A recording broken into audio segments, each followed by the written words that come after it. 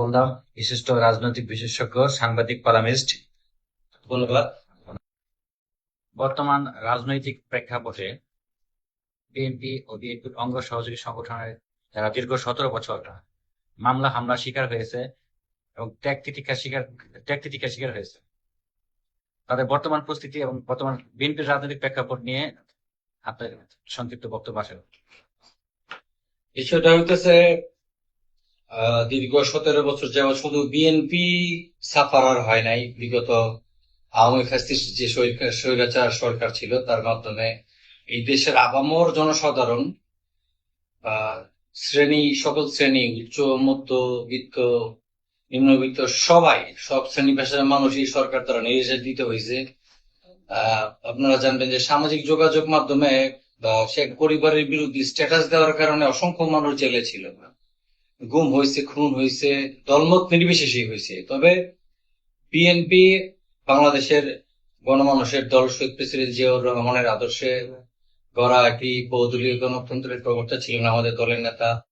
তো তার হাতে এই দলটি গড়া এবং এই দলের আদর্শ জেনে বা এই দলের আদর্শ মানে পড়াশোনা করেছি, আদর্শ দেখেছি, বা বিগত দলগুলো যারা ছিল ওই দলগুলোর মধ্যে মানে পার্থক্য দেখার পরেও আমার কাছে মনে হয়েছে বাংলাদেশ জাতীয়তাবাদী দল আমার জন্য মানে পারফেক্ট রাজনীতি করার একটি দল। তো সেই অনুপ্রেরণা নিয়ে এই শহীদ জিয়া এবং বেগম দেশনেত্রী বেগম খালেদা জিয়া বাংলাদেশের ইতিহাসের সবচেয়ে আপসীন নেতৃত্ব।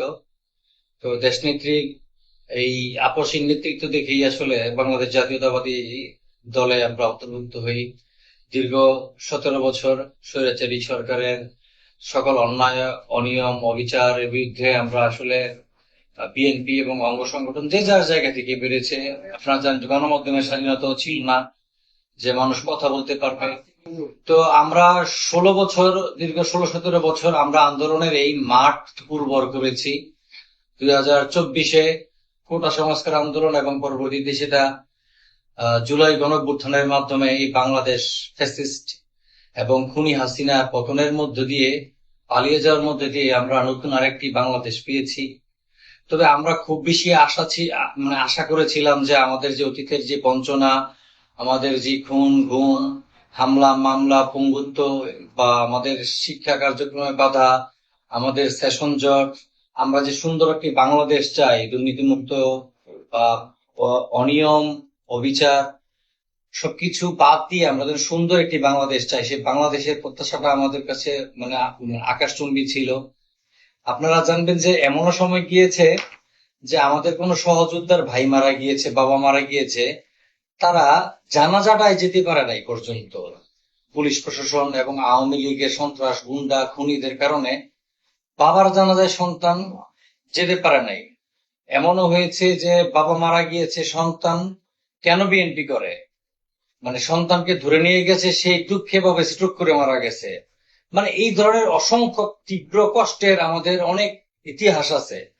তো আমরা মানে ঠিক 60 ডিগ্রি অ্যাঙ্গেলে দেখলাম 5 আগস্ট পরবর্তী সময়ে যারা এই দলটাকে মানে কোনো কিছু স্বার্থে না, যারা গুলির মুখে জীবন বাজি রেখে এই যুদ্ধে সংগ্রামে অংশ নিয়ে দেশকে স্বাধীন করেছে, আপনারা দেখবেন যে সেই মানুষগুলোই আজকে কোণঠাসা।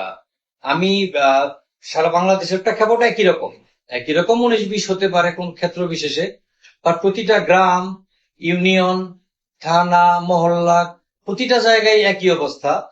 যারা কাজ করেছে দেখা যায় যে 17 বছর রাজনীতি করার পরে মানুষের হামলা মামলায় পালিয়ে থাকা, জর্জরিত বিষয়, আর্থিক সামাজিক সবকিছুতেই তারা ক্ষতিগ্রস্ত হয়েছে।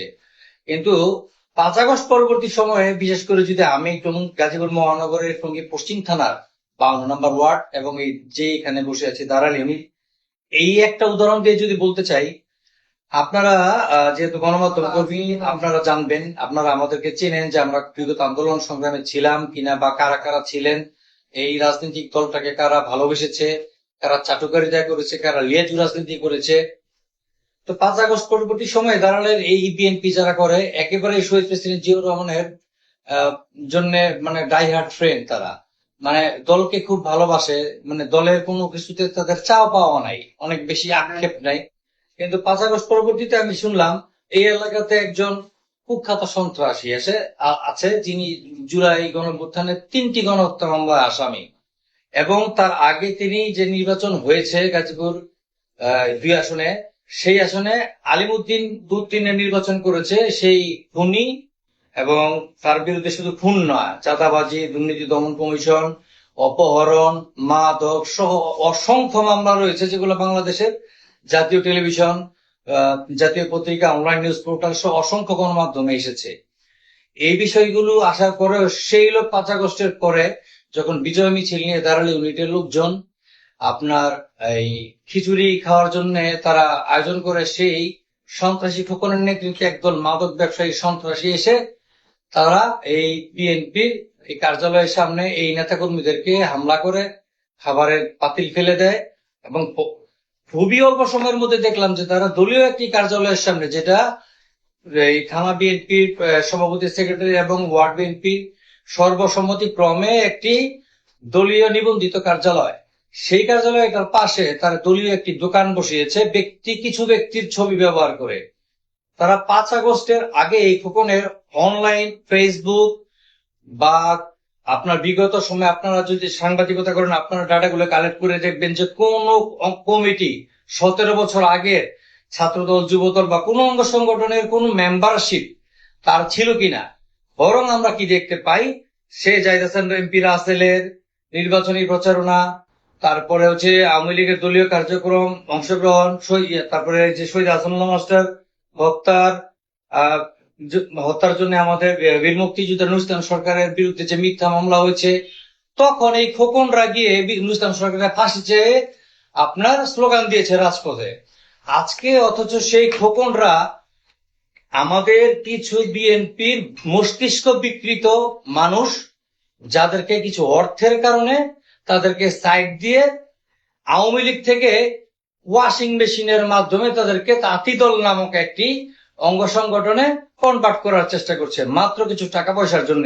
আপনি জানবেন খোকনের শিক্ষাগত কোনো যোগ্যতা নাই, কোন ক্লাস পর্যন্ত পড়াশোনা করছে আমি জানি না। আমি প্রতিবাদ করার পরে, নিউজ করার পরে সে যে অকথ্য ভাষায় গালিগালাজ করছে, আমাকে যে হুমকি দিছে, অত্যন্ত দুঃখ লাগে।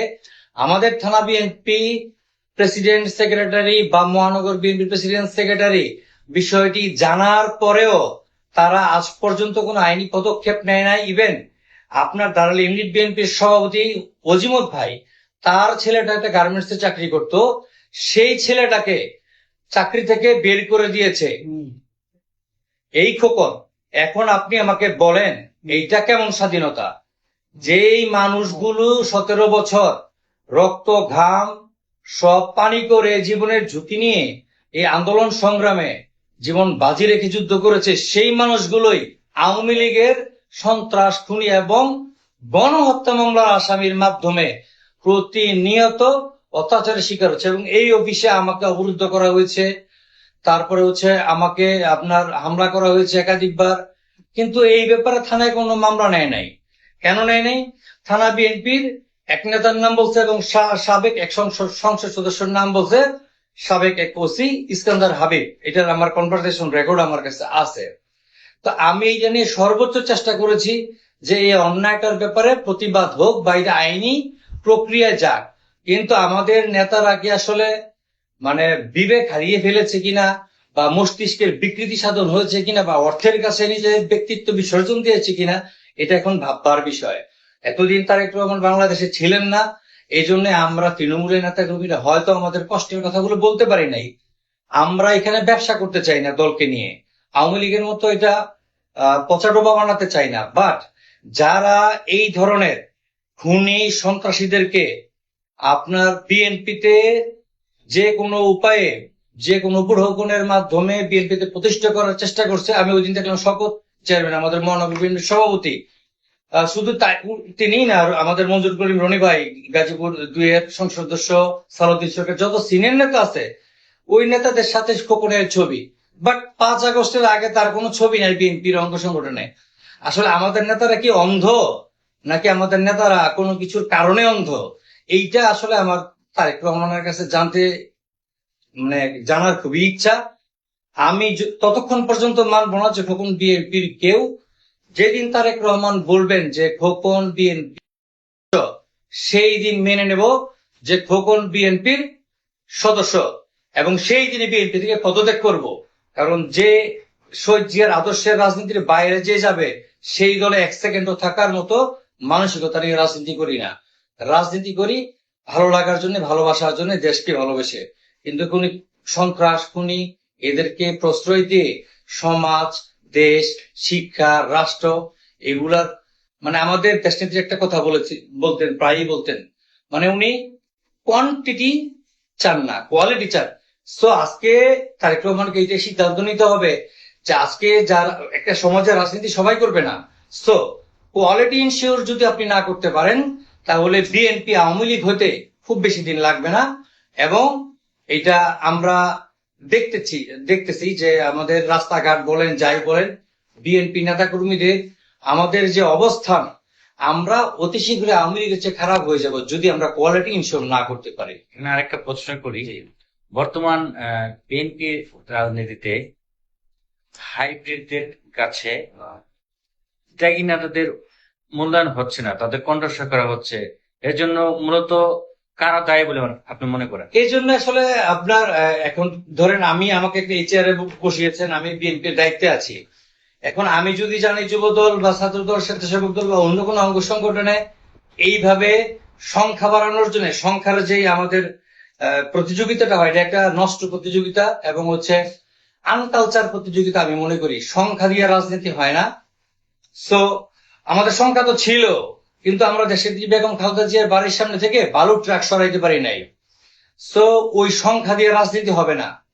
আপনার ডেডিকেশন যদি দলের প্রতি না থাকে, একটা মানুষের ভিতরে যদি কোয়ালিটি না থাকে, শিক্ষাগত যোগ্যতা না থাকে, রাজনীতির পলিসি মেকিং করার মতো ন্যূনতম সেন্স না থাকে, তাইলে যারা এরকম সুবিধাবাদী আছে, তার প্রমাণ কিন্তু বারবার একটা কথা ইনশিওর করার চেষ্টা করছেন যে সুবিধাবাদীদেরকে কোনো জায়গায় স্থান দেওয়া যাবে না। আসলে উনি যে জায়গা থেকে বলেন, ওনার ওই জায়গা থেকে কথাটা তৃণমূল পর্যন্ত আসতে আসতে নেতারা মনে করেন এটা হাস তামসা করছেন তারেক রহমান সাহেব। কিন্তু তারেক রহমান কিন্তু রিয়েলি মিন ইট, উনি এটা মিন করছেন। এবং আমি বিশ্বাস করি তারেক রহমান বাংলাদেশের রাজনীতিতে একটি সুন্দর রাজনৈতিক পরিবেশ এবং বাংলাদেশের রাজনৈতিক সুন্দর পরিবেশ সৃষ্টি করবেন, যদি আমাদের মধ্যম সারির নেতারা আপনার অর্থের কাছে বা হচ্ছে সংখ্যা বাড়ানোর প্রতিযোগিতা, নষ্ট প্রতিযোগিতায় নিজেদেরকে সামিল না করে, তাহলে অবশ্যই এটার পরিবর্তন হবে। আমার একটা প্রশ্ন রয়েছে, চিকন সাহেবের বিরুদ্ধে আপনি কথা বলেন, ওনার শিক্ষা যোগ্যতা নেই বলছেন, আর উনি আগে আওয়ামী লীগের পক্ষে হয়ে কাজ করছে, এরকম কোন ডকুমেন্ট প্রমাণিত আছে? হ্যাঁ, অবশ্যই আছে। সে আপনার জায়গাসন রাসেল সাহেবের নির্বাচনী প্রচারণা বলেন, কাজী আলিমুদ্দিন বুদ্দিন সাহেবের নির্বাচনী প্রচারণা বলেন, আর তারপর ওনার এলাকা তো আমার ওয়ার্ডে, তো এই ওয়ার্ডে যারা বিএনপি না, যারা বিএনপি সমর্থক পর্যন্ত আছে, আমি মাসুম সিকদার অন্ততপক্ষে তাদের প্রত্যেককে চিনি। সো এইখানে আপনি মানে চোখ ফাঁকিদের কিছু নাই। আওয়ামী লীগ যারা করতেন তারাও আমার আত্মীয় স্বজন, কিন্তু তাদের সাথে আমার এক কাপ চা খাওয়ার ইতিহাস নাই। আপনারা যারা সাংবাদিকতা করেন তারা অবশ্যই আমার সম্পর্কে জানেন। তো উনি যদি বিএনপি করতো আমি মেনে নিলাম। উনি ওনার 5 আগস্টের আগে এই পর্যন্ত এই 52 নম্বর ওয়ার্ড, সাবেক 1 নম্বর ওয়ার্ড ছিল, এই পর্যন্ত উনি যে কোনো অঙ্গ সংগঠনের একটা মেম্বারশিপের কাগজ আইনার ফেসবুকে অন্তত পক্ষে দেখা, ফেসবুকে অন্তত পক্ষে দেখা যে তিনি রাজনীতিতে কোন জায়গায় আপনার কর্মসূচিতে অংশগ্রহণ করেছে, একটা প্রমাণ দেখা, রাজনীতি ছেড়ে দিব। আমার প্রশ্ন, ত্যাগীতে যদি সঠিকভাবে মূল্যায়ন করা না হয়, তাহলে রাজনীতিতে ত্যাগী রাজনীতিবিদ তৈরি হবে কিনা? ওই যে একটা কথা আছে আপনার, যে দেশে জ্ঞানীদের মূল্যায়ন করা হয় না, সেখানে জ্ঞানী জন্ম নেয় না। তা আপনি যদি ত্যাগীদেরকে অবমূল্যায়ন করেন, ত্যাগীদেরকে তো মূল্যায়নই করা হয় না। ইউনূস সরকার ছিল বা জুলাই আন্দোলনে যারা আহত হয়েছে, শহীদ হয়েছে, আপনি কে বলতে পারবেন যে জুলাই আন্দোলনে যারা শহীদ হয়েছে, দেশনায়ক তারেক রহমান প্রধানমন্ত্রী হওয়ার আগে তাদেরকে সুচিকিৎসা এবং ক্ষতিপূরণের ব্যবস্থা স্বয়ংসম্পূর্ণভাবে কি করা হয়েছে? হয় নাই তো। তো যেখানে আপনি আপনার ত্যাগের মূল্যায়নটা করবেন না, যেখানে যারা রক্ত দিল, যে মা সন্তান হারাইলো বা যে পরিবার একটা প্রিয়জন হারাইলো, তাদের ক্ষতিপূরণের ব্যবস্থাই করতে পারেন নাই, শুধু নিজের গ্রামীণ ব্যাংকের এটা মাফ করা সেটা মাফ করা, কিন্তু আপনি ত্যাগীদেরকে মূল্যায়ন করলেন না। তো সো এই যে আপনার আজকে কি আমাদের বিপ্লবী একজন ছাত্রনেতা ছিলেন, মারা গেলেন। আমি যেটা প্রশ্ন করতে যাচ্ছিলাম সেটা হচ্ছে বিএনপি রাজনীতিতে হাইব্রিডের কারণে ত্যাগীদের অবমূল্যায়ন করা হচ্ছে। সেক্ষেত্রে এই বিএনপি রাজনীতিতে যারা ত্যাগী বা সামনে যারা রাজনীতিতে আসবে তাদের চিন্তা চেতনা কেমন থাকবে যদি ত্যাগীদের সঠিক মূল্যায়ন না করা হয়? আমি তো মনে করি আমার ফ্যামিলি বা আমার ছোট ভাই বা ইউনিভার্সিটি কলেজ যারা আমার অনুজ আছে, আমি তাদেরকে নিরুৎসাহিত করব। কারণ যেইখানে মানুষের জীবন, মানে একটা মানুষ কোনো আন্দোলন সংগ্রামে মারা গেলে সে লাশটা নিয়ে দুইটা খিচুড়ি রান্না করে একটা বাণিজ্য তৈরি করা হয়, লাশের উপর মানে এই দেশে বাণিজ্য করা হয়। সেই দেশে হাদি হত্যা হয়েছে, কত লক্ষ মানুষ জানাজা অংশগ্রহণ করছে, বাট হাদি হত্যার কোনো বিচার কই, তার ফ্যামিলি কি পাইলো বা তার জুলাই আন্দোলনে তারা কি পাইলো? সো যেইখানে যতদিন পর্যন্ত আপনার কোয়ালিটি ইনশিওর না হবে ততদিন পর্যন্ত রাজনৈতিক উন্নয়ন সম্ভব না। ততদিন পর্যন্ত আমি যারা শিক্ষিত ছেলে পেলে আছে তাদেরকে বলবো যে পড়াশোনা করো মন দিয়ে, এবং ফ্যামিলির জন্য চিন্তা করো। ফ্যামিলির জন্য চিন্তা করলে দেশের জন্য করা হবে, এটুকুই আমি মনে করি। ধন্যবাদ। এতক্ষণ আমরা কথা বললাম বিশিষ্ট রাজনৈতিক বিশেষজ্ঞ, সাংবাদিক, কলামিস্ট। ধন্যবাদ। ধন্যবাদ আপনাকে।